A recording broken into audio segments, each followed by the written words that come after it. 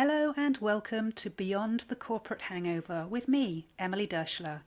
If you are a woman in your 30s or beyond and have left a lengthy spell in corporate to set up an online business and are feeling stuck, I'm here to help.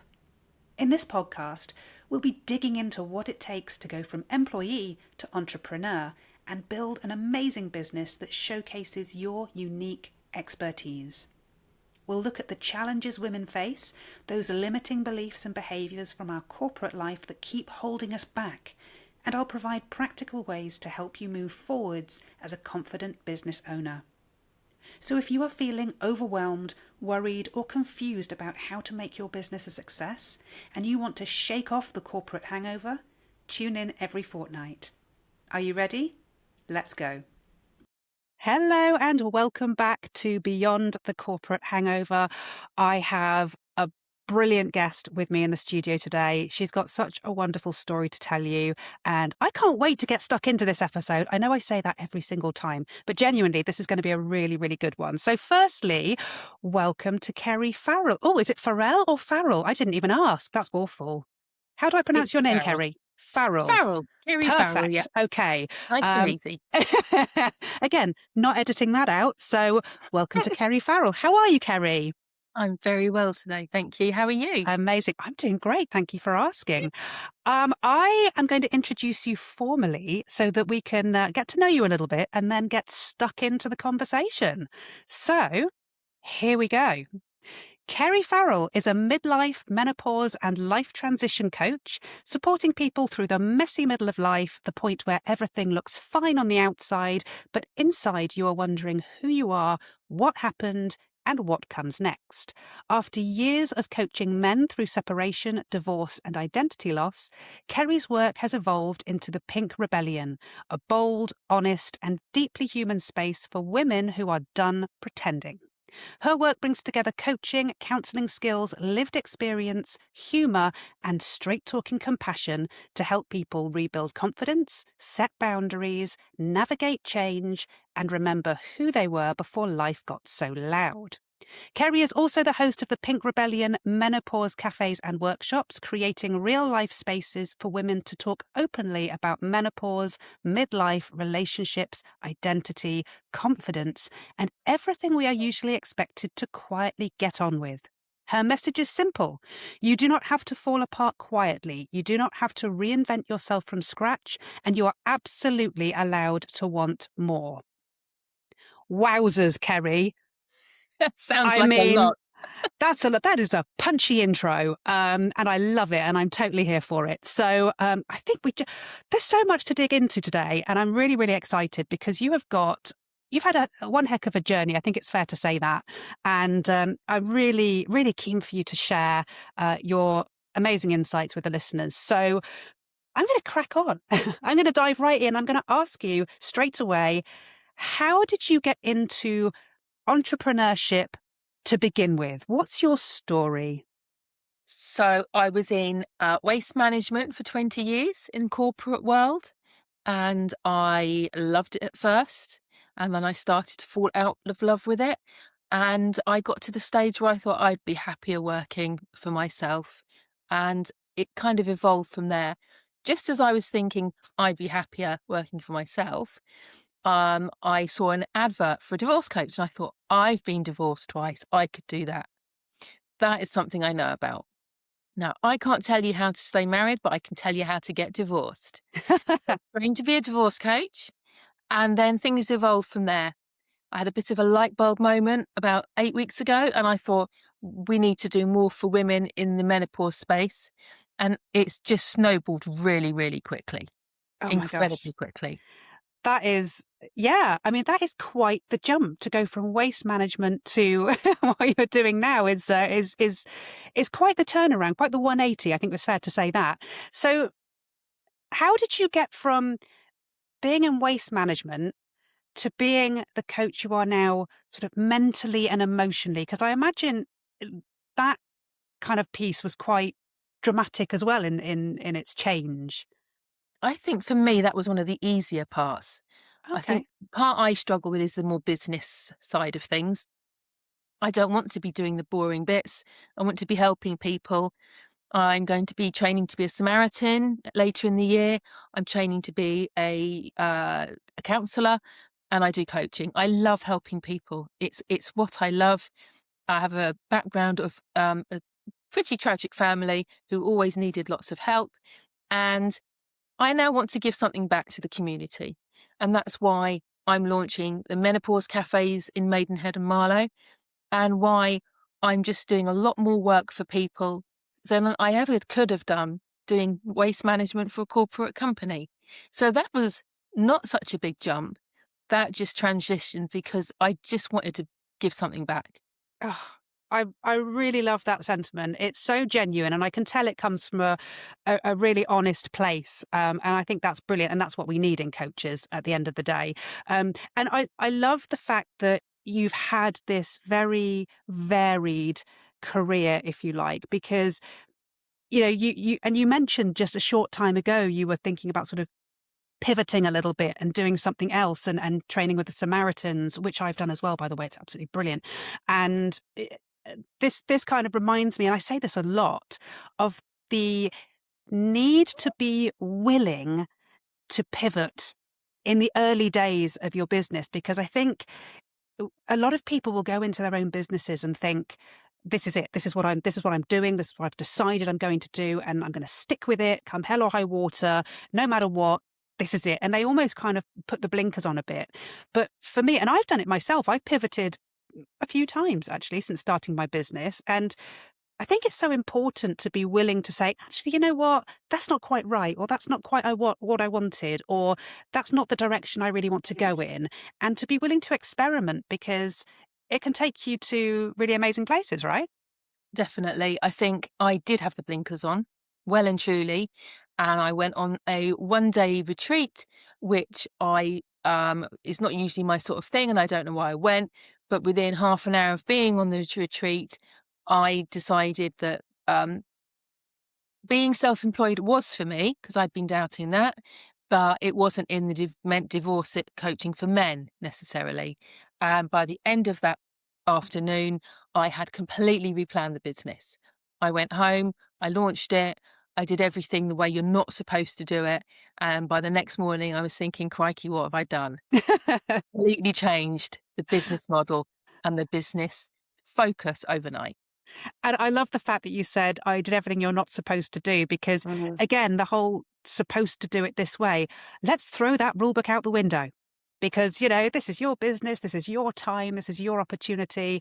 And what about the rules? There aren't no rules. Let's just do it. And I think that's a great example of just making a decision to just go for it and do something different, because it's something that kind of has taken your heart, really, from a I, 1 day retreat as well. I think so because you have to do what makes you happy.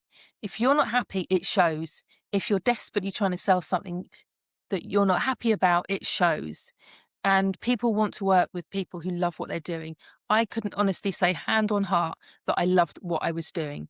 So we changed and it's now working incredibly well. I've got meetings this week with people from the NHS who want to talk about the menopause cafes, and I'm just inundated now with inquiries, and I'm absolutely loving the transformation. Oh, that's brilliant. And of course, the whole big M word. And, I'm a woman in her mid 40s. I'm very aware that I'm hurtling in that direction myself. So it's definitely something that's kind of come up on my radar, much more on a personal level. But it's still something that isn't talked about enough, is it? It's still something that is kind of just. I don't want to say that it's something that people are ashamed to talk about, because I think the stigma has been broken down somewhat. And correct me if I'm wrong on that, because I think it has got, people talking a bit more, but it's still not enough, right? There's still lots of work to Mm. do.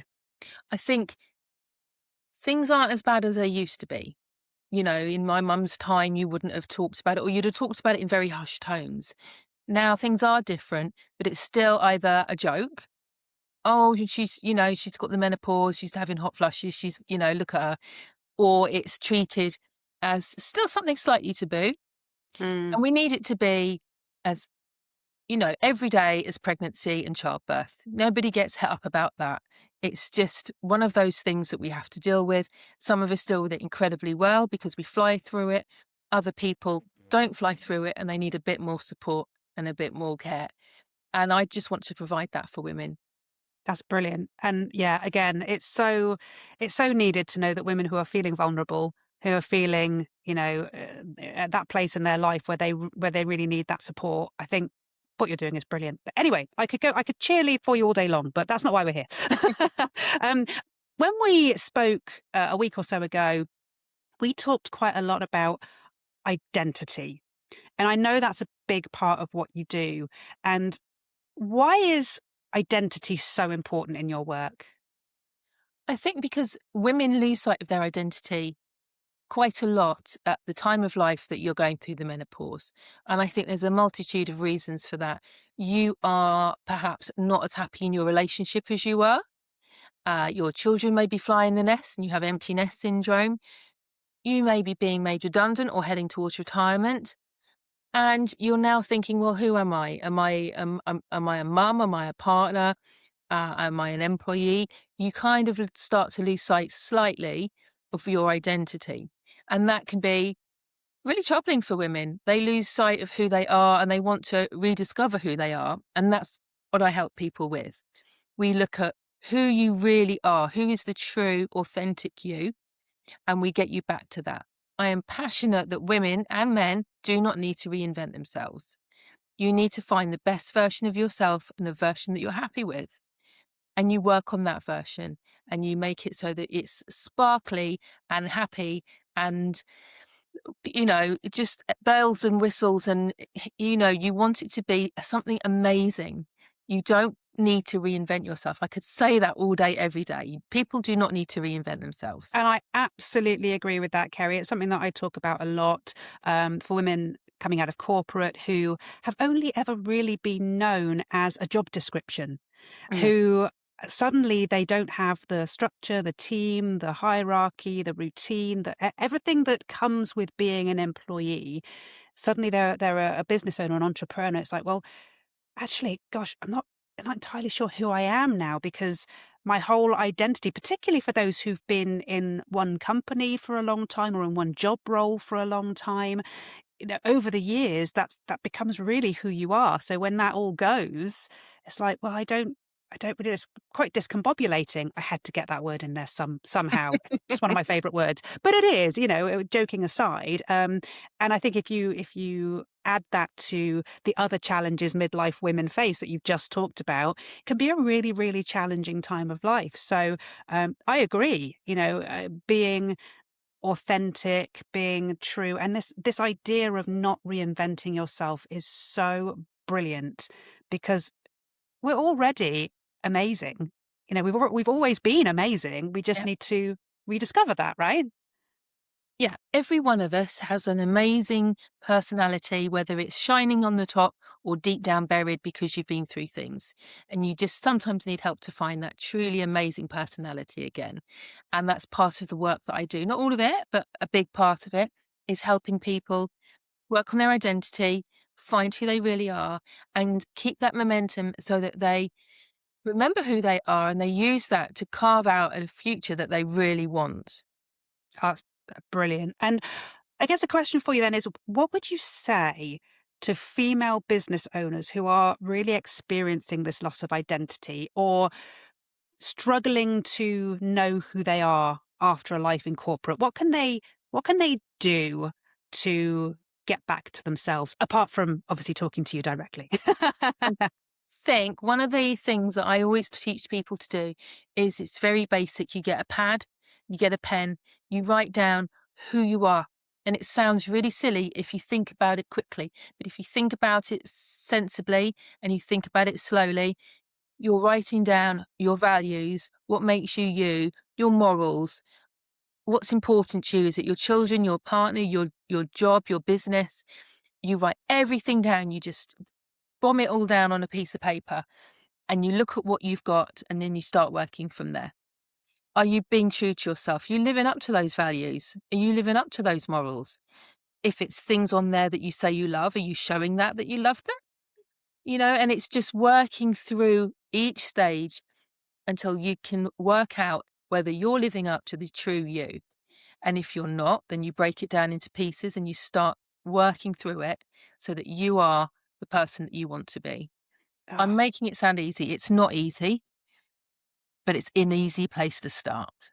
something that's not easy but simple. It's a Yeah, simple it's a simple exercise. place to start, Yeah, and then you work through it. You may not like everything you see. You may not like that you've moved away from some of your morals, some of your values, that you're not really living up to the best version of yourself anymore. And sometimes it's a hard piece of work, yeah, but it's a very, very valuable piece of work. yeah, absolutely. And I think, the opportunity to be honest with ourselves, Mm. to be vulnerable just with ourselves, just in isolation, just in silence, to be really honest. Because I think there's a lot that comes from really actually stripping everything back and saying, am I being honest with myself right now? Because everything we do needs to come from there as business owners, as whoever. If we want to do something, we mentioned authenticity. If we want to do something authentically, it has to come from that place of honesty. But I recognize, yes, that uncovering and getting to that place can be quite challenging. It can be, and it can also be quite unsettling if you feel that you've moved away from that person. But you just don't remember, you don't need to show anybody your work. You don't need to show anybody what you've done. It's just between you and the piece of paper. That's brilliant. And it's again, so something, just get a cup of tea. Get a cup of tea Mm, in a quiet space. Just write it all down. Absolutely. And there's also something therapeutic about putting pen to paper, isn't there? yeah. I'm a great believer in that. I love screens and I love technology and all the rest of it, and it's made life very easy. But when it comes to really connecting and really allowing the ideas to flow, put it on paper. There's nothing like it. So that's my little handy tip for the day. I have a notebook for everything. I have a Yeah. notebook for work. I have a notebook for shopping lists. I have a notebook for finding out who I am. Every single thing in my life has a separate notebook. It's just a good reason to collect stationery. I mean, don't even get me started, Kerry. That is a whole different podcast episode. I love stationery. If you could see my surroundings right now, you would see notebooks and pens and highlighters and post-it notes everywhere because I just love them. But anyway, that's a conversation for another day, perhaps. No, really, really interesting. And I suppose really just to finish up, 'cause I just think you're so inspiring in what you have done and now how you help people. And I guess the last question is really to come back to you. And how has your life changed now that you've really found your calling, if you like, what you really love to do? It has changed immensely. I have changed so much in the last 7 years. I'm not the person I was.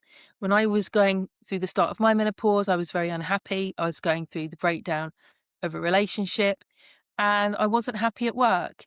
And I've now changed my career. I've changed and married the love of my life, and I'm just a completely different person.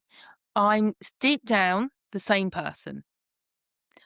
I think you have to be true to yourself and know that you're that person that you've always been. But on the surface and in the way that I live my life, I am completely different. So, is there anything that you would say to women who are kind of on the fence about going in a different direction, about doing something a little bit wild, a little bit possibly a little bit risky in their lives because life is full of risk, right? What would you say to those people who are thinking, "Oh, should I? I'm not sure." I think weigh up the pros and cons. If it was me, I'd write it down on a piece of paper with a nice notepad. Be very careful it's not your hormones talking. I know, we have a slight difference of opinion on whether people should go quickly or work it out. I'm kind of somewhere in between. I think if you really want to change, do it. Just make sure it is the reason that you're doing it for. Don't do it because you're trying to prove a point or your hormones are talking. If you really, really want to leave that job, leave that relationship, leave that friendship, do what makes you happy and do it. And, I absolutely agree with that, we can often respond to a situation with a real knee jerk. And you're so right in that, it needs to be the right thing to do. I'm all about, taking action before you feel ready. I'm all about, feeling the fear and doing it anyway. But when it comes to a big life change, I think there does need to be kind of an element of why, an element of, is this really for me, or am I doing it for somebody else's benefit, perhaps? Mm. So we agree in some ways and disagree in other ways on that. But hey, you know what? That's okay, right? Yeah. But I absolutely agree that yeah, hormones, they're little buggers, aren't they? I probably shouldn't say that. I said right at the beginning of this podcast, it's a clean episode, yes. But I've just broken my own rule. But I couldn't think of another word that was better. So yeah, hormones, pesky. That's another good word Pesky. for them. Little things. Sleep on it. Always sleep on it. And if you Yeah. still feel the same and you're still passionate and your thoughts and ideas still tally with what you wrote down the night before, just Yeah. go for it. Life is short. Life is incredibly short. Midlife isn't the middle and it's not the end. It's the start of an amazing beginning. Oh, and what a note to end on, Kerry. That is absolutely brilliant. Do you know, I found it's just been such a joy to talk to you today. Find you so inspiring. What you do for women is brilliant. I'm going to put all your links in the show notes, so anybody who wants to get in touch with you or check you out. Check out what you do, can do so, and get in touch with you and all of that. But honestly, it's been such a brilliant conversation. I get the feeling we could talk a lot more, and you're welcome back anytime. But for now, thank you for joining me, Kerry. It's been really, really fantastic. Thank you, Emily. It's been a pleasure. No worries. And to those of you watching, I hope listening as well, I hope you have enjoyed this episode and have a wonderful day. You take care.